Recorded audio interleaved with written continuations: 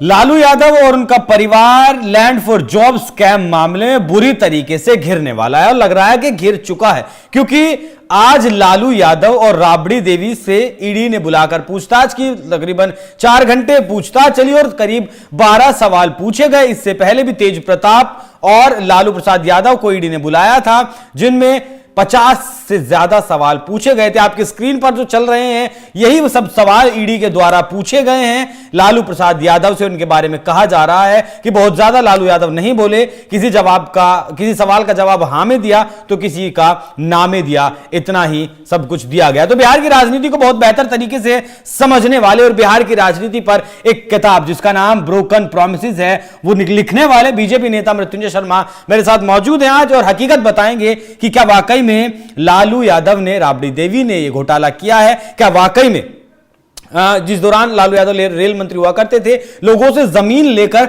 उसके बाद नौकरियां देने का काम उन्होंने किया है। सर बहुत बहुत स्वागत आपका। धन्यवाद अभिषेक जी। सर देखिए, जब पूछताछ चल रही थी तो आरजेडी के समर्थक ईडी कार्यालय के बाहर पहुंचे और बहुत ज्यादा नारेबाजी की। तेजस्वी यादव ने कहा कि अगर हमारा परिवार नेता नहीं होता, राजनीति में नहीं होता, मैं नेता नहीं होता, तो हमारे ऊपर ये पूछताछ नहीं चल रही होती। इससे पहले कुछ नहीं मिला, अब कुछ नहीं मिलेगा। अब सच्चाई क्या है वो आप बता दीजिए। अभिषेक जी देखिए, राजनीतिक बयानबाजी तो करेंगे ही, क्योंकि जो ईडी के सवाल है उनका एक्चुअल लेवल पे कोई आंसर नहीं है। और अगर आंसर होता तो आप देखते कि प्रेस में भी उन सवालों के जवाब वो देने की कोशिश करते हैं तकनीकी रूप से कि किस प्रकार से ईडी गलत है और वो सही है। लेकिन ये जो पूरा मामला है लैंड फॉर जॉब स्कैम, ये इतना क्लियरली सबको दिख रहा है। ईडी ने तो बहुत सवाल पूछे होंगे, उनकी परतें खोली होंगी। ऐसे बहुत सारे एग्जाम्पल्स हम सभी को पता है जिसमें लालू परिवार ने या तो राबड़ी देवी के नाम से या तेज प्रताप यादव के नाम से या तेजस्वी यादव के नाम से या उनकी जो 5वीं पुत्री है हेमा यादव के नाम से, इनके नाम से इन्होंने जमीन के बहुत सारे प्लॉट्स पटना में, आसपास के जिलों में, नौकरी के एवज में, दूसरे फेवर्स के एवज में लिखवा रखे हैं। ये पूरा डॉक्यूमेंटेड है, बहुत सारे किताबों में इसकी चर्चा है, बहुत सारे रिपोर्ट्स में इसकी चर्चा है। इनफैक्ट जिन लोगों ने दान दिया है उनके ऊपर भी बहुत सारे आरोप लगे हुए हैं। एक बहुत इंटरेस्टिंग केस है इसमें 2 व्यक्तियों का, जिसका नाम है ललन चौधरी और हृदयानंद चौधरी। हृदयानंद चौधरी इनफैक्ट 2022 में अरेस्ट भी हुए। बड़ा इंटरेस्टिंग है। देखिए, ललन चौधरी एक बीपीएल कार्ड होल्डर व्यक्ति है, गोपालगंज जिले के। खुद कच्चा मकान में रहते हैं गोपालगंज में, लेकिन 2014 में सबसे पहले वो 30 लाख रुपए की जमीन पटना में राबड़ी देवी जी को गिफ्ट करते हैं। और 18 दिन बाद फिर उसी पटना में 62 लाख रुपए की करीब 8 डिसमिल जमीन लालू जी की 5वीं पुत्री हेमा यादव को गिफ्ट करते हैं। तो करीब करीब 1 करोड़ की जमीन ये गिफ्ट करते हैं लालू परिवार को। एक बीपीएल कार्ड होल्डर व्यक्ति जो खुद कच्चा मकान में रह रहा है, उसके घर का फोटो तक प्रेस में आया हुआ था। अब इंटरेस्टिंग है इनका रिलेशन हृदयानंद चौधरी जो अरेस्ट हुए ईडी से। हृदयानंद चौधरी भी इसी प्रकार से पटना में 8 डिसमिल कुछ जमीन है जो करीब 70 लाख की इवैल्यूएटेड हो, हेमा यादव को गिफ्ट करते हैं। अब ये दोनों में रिलेशन क्या है, दोनों अलग अलग आपको लगेंगे, दोनों अलग अलग रहते हैं, कोई आपस में संबंध नहीं है। लेकिन जब आप इसके तार जोड़ने शुरू करेंगे तो इन दोनों व्यक्तियों ने जिस व्यक्ति से जमीन खरीदी लालू परिवार को गिफ्ट देने के लिए, वो सेम व्यक्ति है। इन दोनों व्यक्तियों ने जिस व्यक्ति से जमीन खरीदी और जिस दिन जमीन खरीदी, वो दिन भी सेम है। और तो और इन ललन चौधरी और हृदयानंद चौधरी ने जो दान पत्र दिया लालू परिवार को लिखकर, उसमें एक दूसरे के दान पत्र में ये दोनों गवाह बने।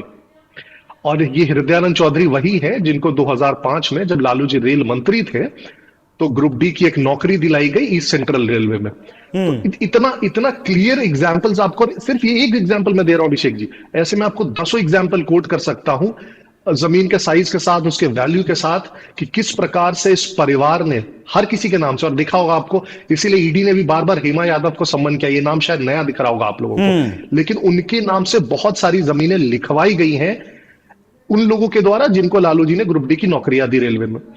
ये तो सिर्फ ग्रुप डी की नौकरी वाले लोग हैं, बड़े बड़े लोगों को भी उन्होंने नहीं छोड़ा। रघुनाथ झा जो मिनिस्टर थे यूपीए की सरकार में, कांति सिंह जो मिनिस्टर थे यूपीए की सरकार में, उन लोगों से मंत्री, केंद्रीय मंत्री बनाने के एवज में लालू जी ने राबड़ी देवी के नाम से जमीन और उस पर बने फ्लैट्स गिफ्ट में लिए। ऐसे ऐसे कितने एग्जाम्पल्स आपको दिख जाएंगे। और एक एस्टिमेट है कि इस प्रकार से पूरे लालू परिवार ने करीब करीब जो अभी धन एकत्र किया हो उसमें 141 जमीन के प्लॉट्स हैं और करीब 30 फ्लैट्स हैं विभिन्न शहरों में देश के, और करीब 6 बंगलो है उनके पास, आधा दर्जन बंगलो है। तो सोचिए एक ऐसा परिवार जिसने वेटरनरी कॉलेज के क्वार्टर से शुरू किया और साइकिल से वो जब चीफ मिनिस्टर बने थे तो जाते थे, उनके पास आज इतनी संपत्ति आई तो कहां से आई? अगर ईडी ये सवाल पूछ रही है, आपके पास जवाब है तो आप जवाब दीजिए। देश की न्यायिक प्रक्रिया पर विश्वास रखिए, आप छूट जाएंगे, लेकिन आपके पास जवाब नहीं है इन सवालों का। इसलिए फिर आप इधर उधर की बातें करते हैं कि हम गरीब हैं, हम पिछड़े हैं, तो हम राजनीति में हैं, तो इसलिए हमें सब परेशान कर रहे हैं। वो सबको दिख रहा है अभिषेक जी। सर, ये जो 141 प्लॉट, 6 बंगलो और 30 से ज्यादा फ्लैट की आपने बात की, ये डॉक्यूमेंट्स ईडी के पास भी हैं? बिल्कुल ईडी के पास होगा। देखिए जो चार्जशीट होती है वो पब्लिक डॉक्यूमेंट नहीं होती है। कन्विक्टेड होने में तो मामला कुछ बचा ही नहीं है फिर। तो अभिषेक जी सब जुडिस है तो उस पर कमेंट करना ठीक नहीं है। और जो चार्जशीट है वो पब्लिक डॉक्यूमेंट होती नहीं है, तो हमें पता नहीं कि ईडी ने उसमें क्या क्या एग्जैक्टली मेंशन किया है। लेकिन ये सारे तथ्य स्वर्गीय सुशील कुमार मोदी जी ने जो लालू लीला एक पुस्तक लिखी है उसमें जमीन के प्लॉट्स के साइज और उसका रकबा नंबर, मौजा नंबर, उसके वैल्यू के साथ लिखी हुई है। इससे ज्यादा और क्लियर क्या हो सकता है? चलिए सर, एक राजनीतिक सवाल। तेजस्वी यादव का कहना है कि जितना आप लोग तंग करेंगे उतने वो मजबूत होंगे। चुनाव भी सर पे है, कहीं भारी तो नहीं पड़ जाएगा आपको? कोई तंग नहीं कर रहा, कोई तंग नहीं कर रहा अभिषेक जी। वही तो मैं फिर से कह रहा हूं कि अगर उनके पास, अच्छा तेजस्वी यादव के पास आप बताइए जो भी उनकी शैक्षणिक योग्यता है, मैं उस पर तंज नहीं कसना चाहता, सबको पता है कि उन्होंने स्कूली शिक्षा पूरी नहीं की है, उन्होंने आज तक कहीं नौकरी नहीं की है, कहीं एक पैसे की भी कमाई नहीं की है उन्होंने। अभी जब विधायक बने उसके बाद उनकी सैलरी आती होगी, तो किस प्रकार से अधेड़ उम्र में जब वो 15, 17, 18 साल के रहे, उनके पास करोड़ों रुपए की जमीन क्यों आई और कहां से आई? आप बताइए इसका लॉजिक क्या है? इसको अगर वो मुख्यमंत्री थे स्टेट के, हाँ तो पिताजी अगर कमा रहे हैं तो पिताजी को बताना पड़ेगा ना कि उन्होंने इतने पैसे कहां से लाए और फिर उन्होंने इनको दिए होते। लेकिन तेजस्वी यादव को गिफ्ट दिए जा रहे हैं कोई और लोग ना, एक बीपीएल कार्ड होल्डर, कोई रेलवे का एम्प्लॉय, कांति सिंह, रघुनाथ झा, क्यों गिफ्ट देंगे भाई आपको? दुनिया भर के लोग आप ही को जमीन गिफ्ट क्यों दे रहे हैं? हमें आपको तो गिफ्ट नहीं मिलता। सर एक टेक्निकल सवाल, देखिए ये अगर माफ कीजिएगा, अगर ये कन्विक्शन होता है, कोर्ट में सब प्रूव होता है कि हाँ गिफ्ट लेकर नौकरियां दी हैं, तो इसमें क्या पूरा लालू परिवार फंसेगा? या फिर जो मुख्यमंत्री या जिसने मतलब ये काम किया, राबड़ी देवी लगा लीजिए या फिर लालू यादव लगा लीजिए, या फिर जिन जिन के नाम है सबको लिया जाएगा? टेक्निकल क्वेश्चन थोड़ा सा। सबको लिया जाएगा अभिषेक जी, क्योंकि जिसने भी एक्सेप्ट किया गिफ्ट वो इतना ही दोषी है जितना कि जिसने गिफ्ट दिया है। तो दिलाने वाले लालू जी हो सकते हैं, लेकिन अगर राबड़ी जी ने अपने नाम से लिया, हेमा यादव ने अपने नाम से लिया, तेज प्रताप ने अपने नाम से लिया, तो सब लोग दोषी हैं उसमें। वो कोई बच्चे नहीं है या दिमागी रूप से विक्षिप्त नहीं है कि उनको इससे एग्जेम्प्ट कर दिया जाएगा। सभी को मतलब पूरे परिवार पर ये गाज फिलहाल ईडी की गिरने वाली है। अच्छा, मैं देख रहा था कुछ रिपोर्ट्स के, जब तेज प्रताप और लालू यादव को बुलाया गया था उनसे भी 50 सवाल पूछे गए, वो जवाब सिर्फ हाँ में दे रहे हैं या फिर ना में दे रहे हैं। अगर किसी चीज की क्लैरिटी नहीं करेंगे, किसी चीज को एक्सेप्ट नहीं करेंगे, तब ईडी क्या करेगी? भाई ईडी कहने लगे कि भाई आपने अपनी 5वीं बेटी हर्षा के नाम ये प्लॉट करवाया है, लालू जी कह देंगे नहीं करवाया, तब क्या करें? नहीं, वो तो फैक्ट्स है ना, तो रजिस्ट्री की हुई है, उसमें तो कुछ झूठ नहीं बोल सकते ना। और जब उसमें फिर क्रॉस क्वेश्चनिंग होती है और अगर बहुत ज्यादा इंफॉर्मेशन होल्ड करने की भी कोशिश करते हैं तो फिर ईडी उसको चार्जशीट में फाइल करेगी अपने की। वो बताएगी कि हमने इन सवालों का जो सवाल पूछे इसके सेटिस्फैक्टरी आंसर्स नहीं मिले हैं, और कोर्ट फिर उसी बेसिस पर केस को जज करती है। इस घोटाले की वजह से लालू परिवार की लोकप्रियता पर बिहार में कोई फर्क पड़ा है? आप तो नजदीक ही रहते हैं झारखंड में।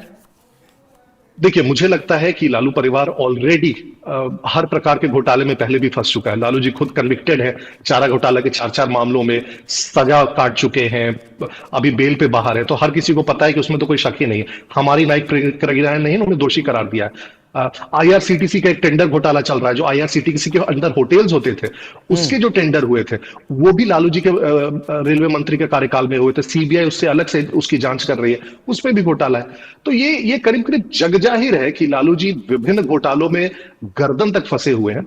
अब कितने में उनको कब सजा होगी ये बस समय की बात है अभिषेक जी। ठीक है सर, बहुत बहुत धन्यवाद।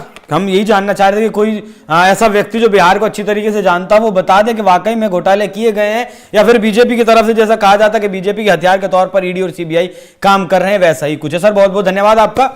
दर्शकों, आपको चर्चा कैसी लगी कमेंट कर जरूर बताइएगा। नमस्कार।